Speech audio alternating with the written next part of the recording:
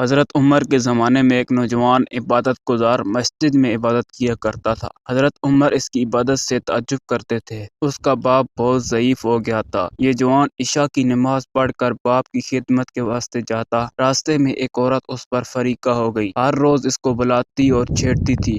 ایک دن یہ اس کے ساتھ چلا۔ عورت اس کے ساتھ اندر گئی۔ جب یہ دروازے پر پہنچا اور اندر جانے کا ارادہ کیا تو یہ آیت یاد آئی۔ ترجمہ یعنی جو لوگ پرہیزگار ہیں، جب ان کو شیطان کی طرف سے کوئی خطرہ ڈالنے والا پیدا ہو جاتا ہے تو یاد کر لیتے ہیں اور دیکھنے لگتے ہیں۔ اس وقت اللہ تعالیٰ کا خوف اس کے دل پر اس قدر غالب ہوا کہ زمین پر گرا اور بے ہوش ہو گیا۔ اس کو گھر اٹھوا لایا۔ جب ہوش آیا تو پوچھا، سچ بیان کر جو تجھ پر گزرا ہے۔ اس نوجوان نے وہ آیت پڑھی اور چیخ مار کر زمین پر گرا اور جان نکل گئی۔ لوگوں نے غسل اور کفن کیا۔ صبح کو یہ واقعہ حضرت عمر سے کسی نے بیان کیا۔ آپ اس جوان کے باپ کے پاس غمخوری کے واسطے گئے اور فرمایا کہ مجھ کو اس وقت خبر کیوں نہ دی؟